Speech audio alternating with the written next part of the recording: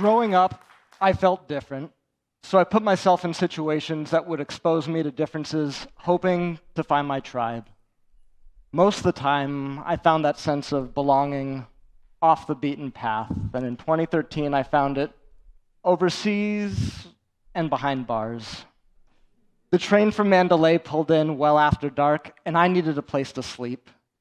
I don't speak Burmese, so quickly failed negotiation with train station security, who abruptly led me to a jail cell where my blood went cold. Until that firm hand patted the pillow and I realized, he's putting me up for the night. So I cozy into my jail cell, I look out the jailhouse bars, and see a monk getting a massage. I make eye contact with the guard, point to the masseur, and without words ask, "Can I get one of those?" And for the next hour, my back is cracking as those bed springs are creaking. That night in Burma, I didn't just find a place to sleep. I found people who saw me, who honored and ignited my wonder, and who understood me beyond my ability to express. A few years later, I'm back stateside, and that lack of connection is growing louder. So I decide to up the ante, and I get married. Little did I know that I'm entering the darkest period of my life. 6 months into the marriage, I start feeling down. One morning, I wake up next to my beautiful wife, and all I can think about is jumping off the balcony. I turn to her and I say, "Baby, I'm feeling deeply depressed." She giggles, reminds me of all my privilege, there's a lot, and asks, "What are we up to today?" I go on a long run to shake off the despair, and with some space from the morning's interaction, I can see wifey's not being cruel or dismissive. She's operating on autopilot, totally aligned with society's incentives. She's focused on what we're doing, not how we're doing. 2 years later, we got divorced, and it ended up being a great decision because it sent me down a path of really studying, practicing, and refining how to overcome this sense of loneliness that I'd been carrying. And while I might have all the optics of being part of the in-group, the truth is I've been struggling with this loneliness thing for a long time. And this experience, it's not unique. Recent Harvard studies suggest that 36% of Americans struggle with serious loneliness, and in 2020, it was officially dubbed the isolation epidemic. This epidemic is being lived out at scale, it's trending in the wrong direction, and it's at the root of much of the mental and physical health crises we see around the globe. In the US, it can look like 21 million Americans struggling with substance abuse. And in India, it can look like an ever-increasing rate of suicide.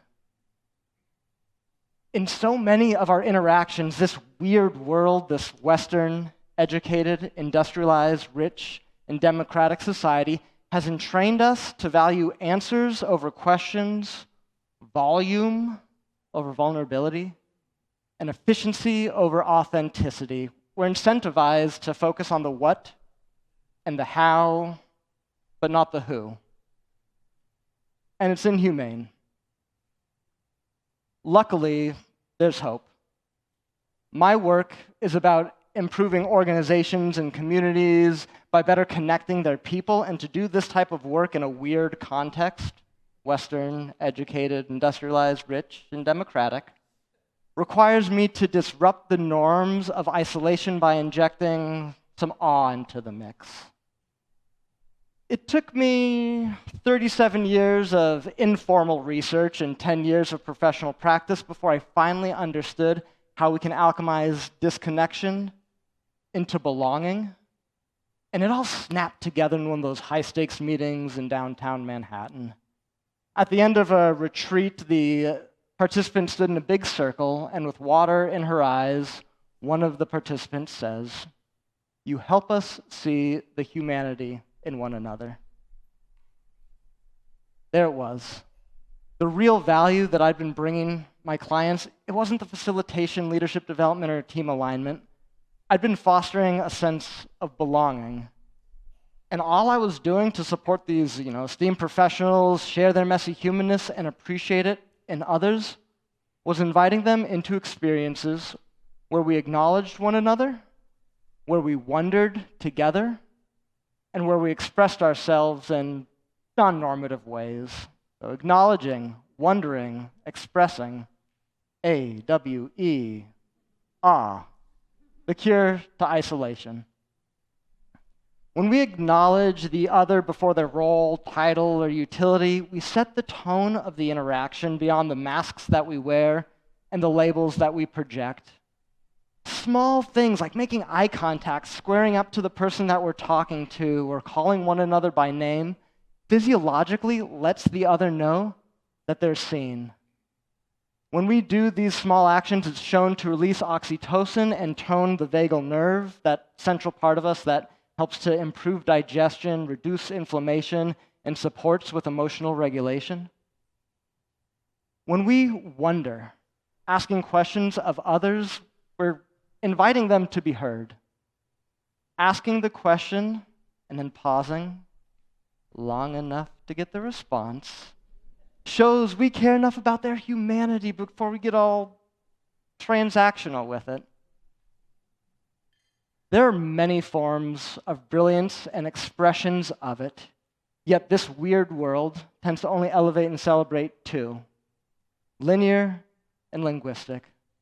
So when we create opportunities to express ourselves beyond just words and numbers, we find ourselves in more authentic conversations because we're more accurately able to share the messy range of feelings and thoughts we really contain.